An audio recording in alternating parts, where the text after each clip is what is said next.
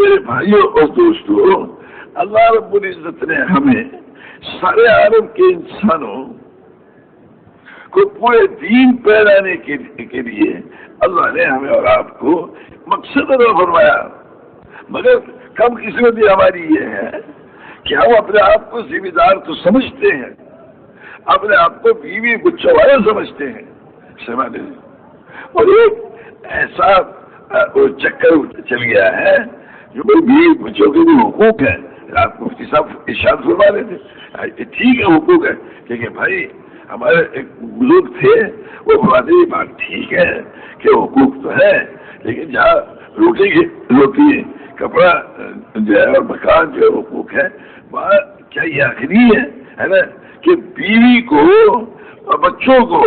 حضور اکرم صلی اللہ علیہ وسلم والے عالی مقصد کی بنیاد پر کو تیار کرے،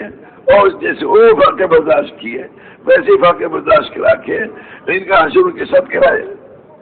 سارا گھر یہ تو بیٹھ کے سوچتا ہے کہ فلاں بچی کی شادی کرنی، فلاں بچے کا نکاح کرنا، یا بھائی کاروبار کا کیا ہوگا، لیکن سارا گھر اس پہ فکر مند نہیں ہے جی۔ بچوں سمیت کہ سارے عالم میں جتنے انسان بستے ہیں، جو سارا مشکین مجدین جو بھی ہیں میرے دوستوں، وہ سارے کے سارے اللہ پاک کی ذات و صفات پر یقین کرنے والے بنے، سمجھے بھائی، اور محمد صلی اللہ علیہ وسلم کے طریقے سے اللہ کے حکموں کو پورا کرنے والے بنے۔ اب آپ اندازہ لگائیے نا، اگر حضور صلی اللہ علیہ وسلم کا گھر اس میں اگر فکر مند نہ ہوتا، سمجھے بھائی، تو حضرت علی کو کیوں بھیجتے حضور صلی اللہ علیہ وسلم کے، کبھی کہیں بھیج رہے، کبھی کہیں بھیج رہے، کبھی کہیں بھیج رہے، اور گھر میں کھانے کو نہیں، اور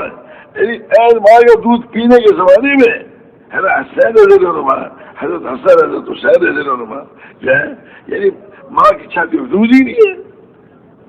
اس لیے وہ دودھ پلا رکھا پیو کھان سے، اور کھانے کو نہیں ہے۔ حضرت عائشہ سے پوچھا کہ دو جہاں کے بادشاہ سب نبیوں کے سردار اس دنیا سے پردہ فرما رہے ہیں اور گھر میں کھانے کو نہیں، کہ کیا تیل بھی نہیں تھا،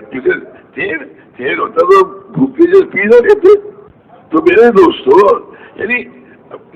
جب وہ حضرت علی ایک رات میں 17 کھجوریں کما سکتے ہیں، ہے نا، تو روز نہیں کما سکتے تھے، وہ